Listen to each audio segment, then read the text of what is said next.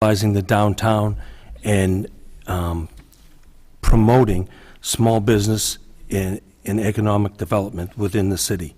It's very important. We need to market our brand. We've chosen our brand, which is the Watch City. Through zoning and through the planning department, we can push that brand out there, and we can decide how we want our storefronts to look so that, you know, it's an attractive, manicured downtown that invites people to go walking safely. And I'd just like to comment on the trash receptacles. One of the reasons there aren't trash receptacles is because the city had felt at the time that there were too many people going in for the bottles, speaking back to your homeless problem. And economic development will give jobs and places and pride for the community. And that's how I think it should be worked. Thank you. I think that a question like this bears repeating, so I'll ask Ms. Kalua the same question. People noted the large number of empty storefronts in the downtown area. What can the City Council do to address this issue? Actually, Ira, there aren't a large number of open storefronts that are vacant right now. There are storefronts that are vacant, and there are people that want to take their businesses there, but what they're finding is that they cannot put a particular business in a particular location because they are not allowed to under the current zoning. Currently, I'm working with a wonderful young woman who is in medical school, and she's helping her family business, and she wants to take a franchise to the downtown. When I met with this young woman, she told me where she wanted to go with the business and the storefront that she wanted. And I said, you have no idea how long it will take you, even with the proposed ordinance change that is currently in the works right now. I said, but if you cross Moody High and Maple, there are some storefronts there that would be ideal for your business. So currently, that young woman is working with a landlord and an attorney to locate her business there. So we're going to have another 2 spaces that are filled. What I think we all need to do is be proactive, whether we're on the City Council or whether we're like me, the small business owner on Moody Street, part of the Downtown Waltham Partnership. I think we all need to promote our brand. And in doing this, it's like welcoming businesses to the community. And I brought a women's clothing store here 6 years ago. They're still here. They love it here. And that's what we all need to do, along with the ordinance changes that will allow people to come in and do the type of business that they want, that will benefit the community. Thank you. Thank you. Now, Ms. Hankins, many City Council meetings run very late, requiring a resolution from the council, for example, to operate legally past midnight. Do you believe this is a problem? And if so, what can you do as a city councilor to address this problem?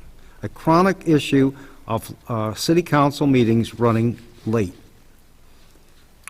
Well, there's the old expression that nothing good happens past midnight, so maybe you should take note of that.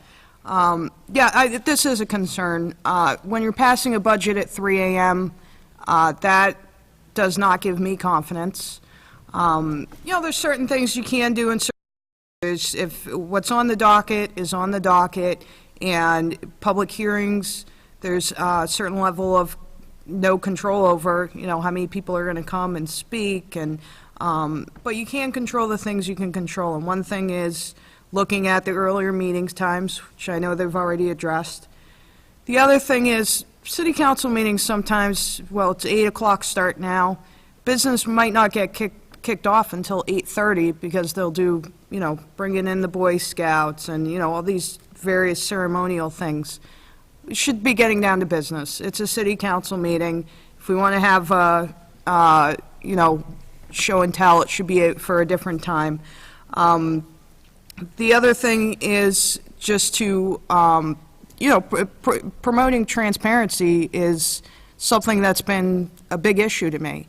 And there's just no transparency if you're doing things past a certain hour. So the city council should continue to work to see how they can do the business in the shortest amount of time, and also prioritize things so that earlier in the evening, the more relevant issues people can watch and be present for. Thank you. Thank you very much. And that concludes our third round, and again, I think that we've been very productive, so productive, and I'm so enthusiastic that I'm going to start another round. I'm going to start with Mr. Richardson. Citizens' criticisms frequently include annoyance with poorly marked road surface lines. These include stop lines and divider lanes and turn lanes and so forth, especially turn lanes, those with arrows.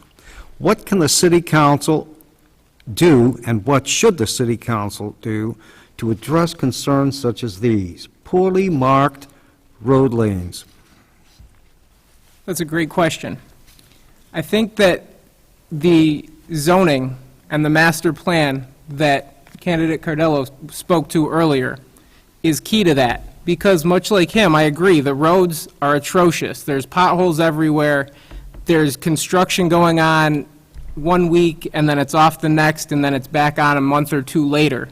And I think that having that plan would allow us to paint a road, pave it, and then paint it and keep it clear for months, years, decades to come. And we could, of course, repaint it, but we wouldn't have to tear up the surface to repaint the roads and make the stripes clear and the arrows clear.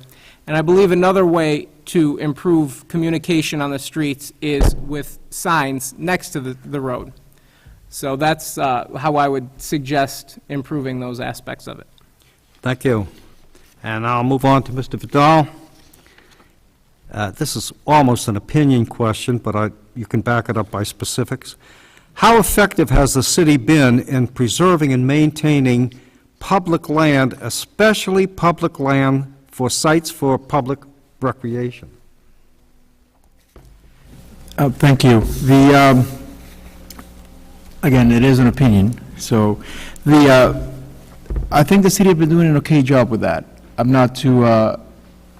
have not seen or read or heard of anything that's not really, that the city has been not doing. I think public land is preserved right now. The biggest thing that, as Mr. O'Brien talked about, was Fernald, which is, I think, the biggest piece of land that the city is going to get in front of sooner or later.